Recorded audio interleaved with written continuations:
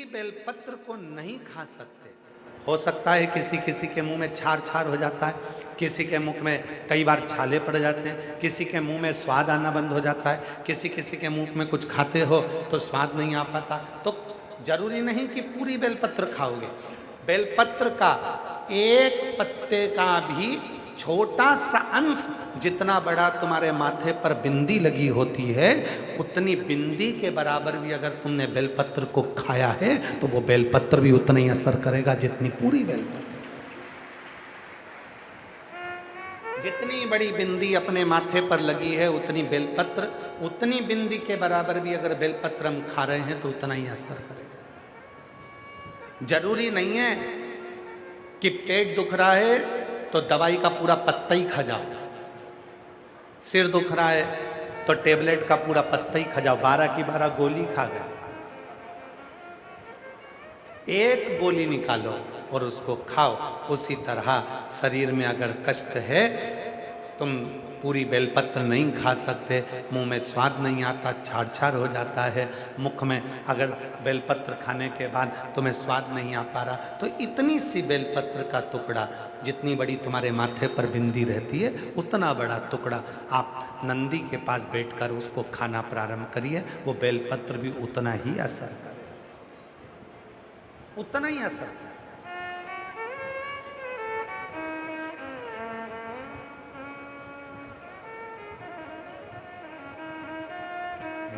मैंने तेरे ही भरोसे बाबा, तेरे ही भरोसे हवा बिच उड़ती जावागे बाबा, डोर तो छठी में कटी जावागे।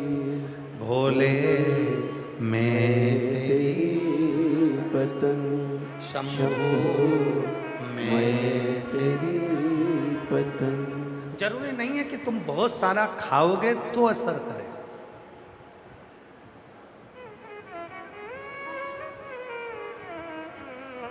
जब नींद नहीं आती है रात्रि को,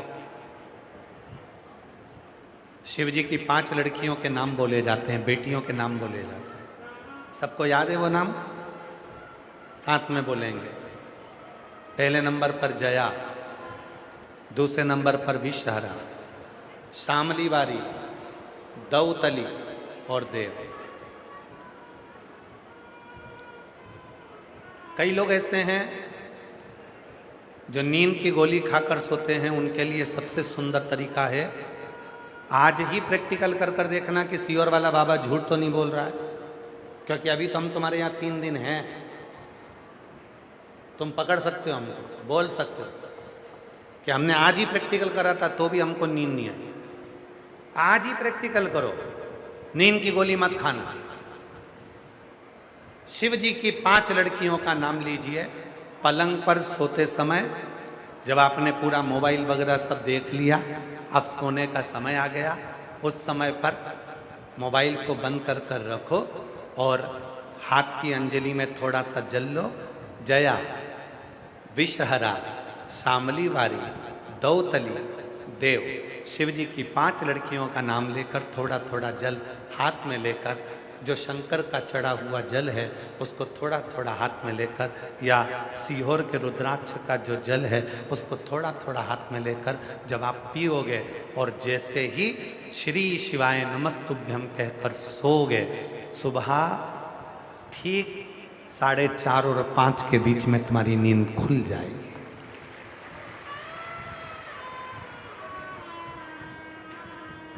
ये कोई नाम साधारण नहीं है।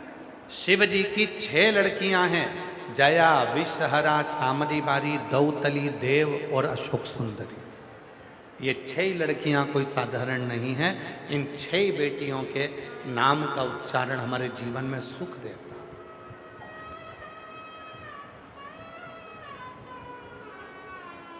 एक छोटी सी बेलपत्री का टुकड़ा, मात्र जरा सा बिंद, एक पत्र है, पत्र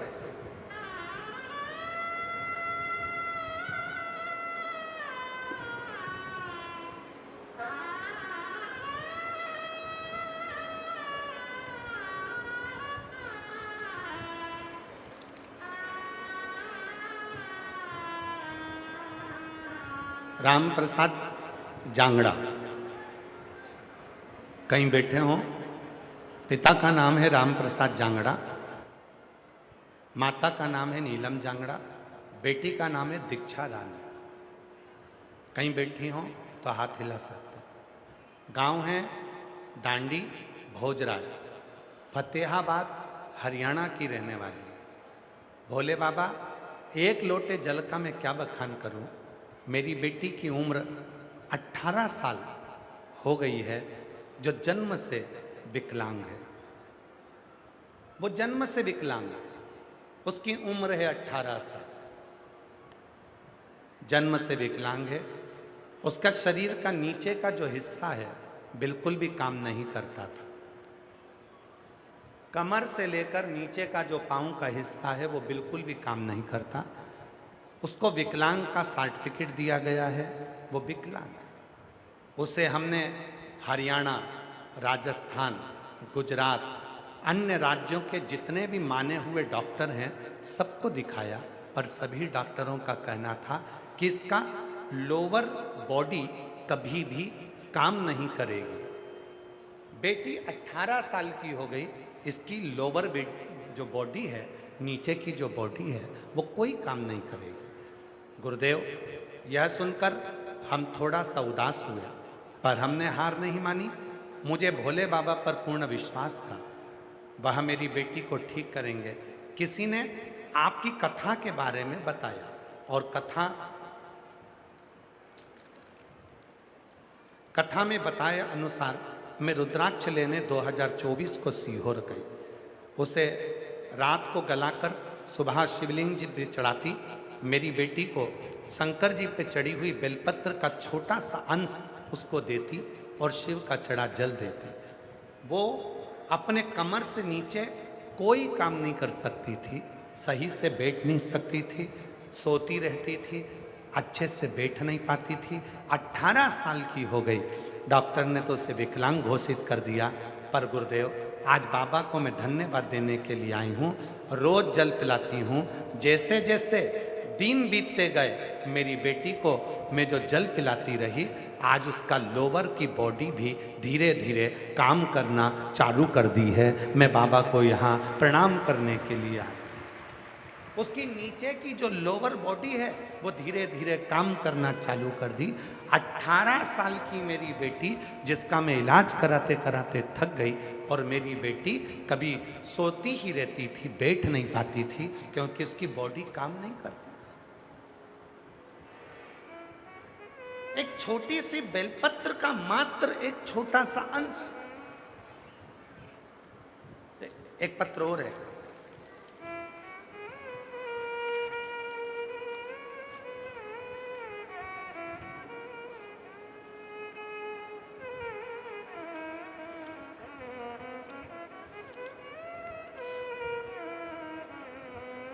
मेरा नाम है सलिंद्रो देवी, पति प्रदीप कुमार, अघोवा, जिला अंबाला की निवासी हूँ। कहीं बैठी हूँ तो हाथ हिला सकती हैं। जिला अंबाला से आई हैं। पति का नाम प्रदीप कुमार, मैं सलिंद्रो देवी, मेरा मोबाइल नंबर ये है। मेरे पति को 2025 को कैंसर की बीमारी का पता चला। मेरे परिवार काफ़ी घबरा गए। डॉक्टर साहब को हमने ऑपरेशन के लिए बोल दिया। डॉक्टर ने ऑपरेशन के लिए बोला। मेरी बड़ी दीदी और मेरे पति को घर देखने के लिए आई। उन्होंने हमें कहा, सीहोर के रुद्राक्ष की महिमा के बारे में बताया। मेरा पति और दीदी सीहोर की कावड़ भरने के लिए गए और वहाँ पर कंकर शंकर का पूजन किया। हमको नहीं मालूम कि सीहोर की कावड़ में ऐसा क्या होता है, पर जितनों से भी पूछा, उसने एक ही बात कही कि सीहोर की कावड़ 3 महीने के अंदर फल दे देती है। तो हम भी कावड़ भरे, और कावड़ भरकर जब हम वहाँ कंकर शंकर पूजन कर कर आए, बाबा से विनती कर कर आए, और गुरुदेव लगभग 3 मंथ के अंदर बाबा ने ऐसी कृपा करी कि मेरे पति को मैं वो रुद्राक्ष का जल देना प्रारंभ करी और अपने पति की जांच कराने के लिए वापस हॉस्पिटल लेकर गई, तो डॉक्टर ने कह दिया कि अब तुम्हारे पति को कैंसर नहीं है, उसका कैंसर ठीक हो गया है, उसका कैंसर ठीक हो गया है। बाबा, आज मैं बाबा को धन्यवाद देने के लिए आई हूँ। पति का कैंसर तो 3 महीने में बाबा ने ठीक कर दिया, पर गुरुजी 6 महीने के बाद उसको पैरालिसिस हो गया। हमने भोले बाबा में अपना अटूट विश्वास बताए रखा और रुद्राक्ष का जल अपने पति को पैरालिसिस में भी देते रहे। बाबा शिव ने ऐसी कृपा करी, आज मेरा पति पूर्ण तरह से ठीक हो गया है और बाबा की कृपा से यहाँ घरुंडा में कथा सुनने के लिए हम लोग आए हुए हैं, कथा श्रवण कर रहे हैं। एक बार जोरदार ताली बजाएं। कहीं बैठे हों तो आ सकते हैं। मैं सलिंद्रो देवी, पति प्रदीप कुमार, अधोवा जिला अंबाला की रहने वाली हूँ। मेरा मोबाइल नंबर ये शिव शिव। जरूरी नहीं कि हम बहुत बड़ी बेलपत्र खाएंगे तो वो बेलपत्र असर करेगा। कई लोग व्यासपीठ से अच्छी बात सुन नहीं पाते और आधी अधूरी बात सुन लेते हैं।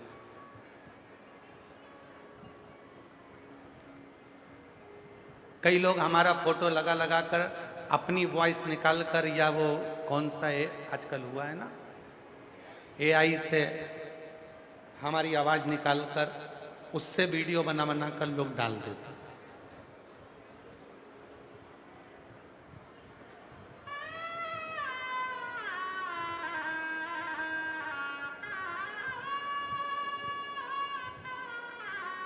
कई लोग अलग अलग वीडियो, यहाँ तक कि कई लोग हमारे साथ में हमारी पत्नी का मुख तो उन्होंने कभी देखा नहीं है जिंदगी में। ना जाने कौन कौन सी को जोड़कर हमारा फोटो चिपका कर भेज देते, गुरु माता का दर्शन कर लो। अब जिस गुरु माता का मुख केवल उनके पिता ने और माँ ने देखा होगा और शादी के बाद हमने देखा होगा, यहाँ तक कि मेरे पूरे सीहोर वालों ने भी आज तक, मेरे पड़ोसियों ने भी हमारी धर्म पत्नी का मुख नहीं देखा होगा। और उसका मुख आप टीवी पर लगा कर की फोटो में लगा कर ये गुरु माता है। एआई से सब कुछ हो सकता है, वो जो करना चाहता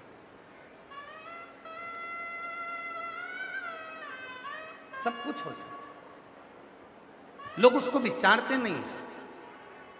किसी ने कहा कि 10 बेलपत्र खा जाओ, कोई ने कह दिया 5 बेलपत्र खा जाओ, किसी ने कह दिया इतना खा जाओ। ना ना, एक मस्तक पर जो बिंदी लगी है उसके बराबर भी, मस्तक की बिंदी के बराबर भी अगर हमें तकलीफ है, कष्ट है, दुख है, हमारे मुख में बेलपत्र खाने पर यदि स्वाद नहीं आता, छार छार हो जाता, छाले पड़ जाते, आप बेलपत्र नहीं खा सकते और तकलीफ ज़्यादा है, बीमारी ज़्यादा है, एक माथे की छोटी सी बिंदी के बराबर भी बेलपत्र को यदि आप पाओगे तो वो बेलपत्र आपको सुख दे, वो सुख दे।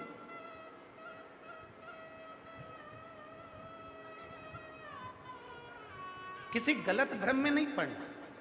आज के जमाने में इतना आडंबर, इतना पाखंड, इतना दिखावा हो गया, लोग कहते कुछ हैं करते कुछ हैं, बोलते कुछ हैं। कथनी में और कहने में बहुत अंतर होता है, बहुत अंतर।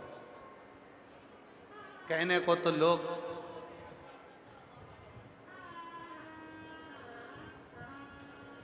महाराज, आज आप लोग कथा श्रवण कर रहे हैं और पूरी घरोंडा की मंडी यहाँ पर बैठी हुई है, सारे व्यापारी गण बैठे हुए हैं।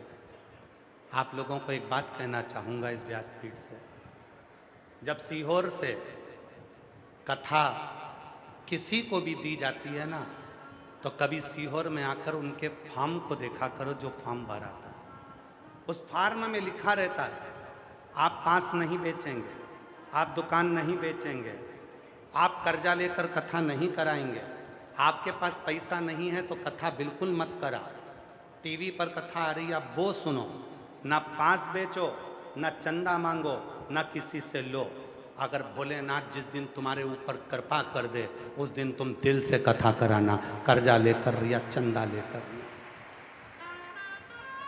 फार्म भरा जाता है, जो कथा लेकर आता है उसके सिग्नेचर होते हैं, उसके साइन लगते हैं, उसकी वीडियो बनती है, ऑफिस में जमा होती है।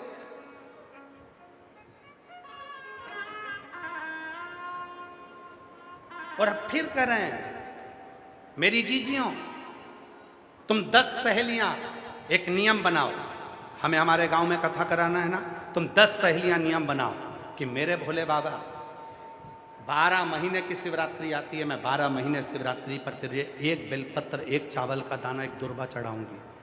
1 साल तक हम 10 सहेलियां तेरी आराधना करेंगे और हम 10 सहेलियों को तू इतना दे देना कि हमारे पति आगे आकर खड़े होकर 10 की 10 मिलकर कथा को करा दे। कर्जा लेकर नहीं, कर्जा मांग कर नहीं, किसी की अठन्नी लेकर नहीं, नहीं है टीवी पर कथा सुनो, दिल से सुनो। तुम्हारा ये भाई तुमको कभी कर्जे में देखना पसंद नहीं करेगा, कभी जिंदगी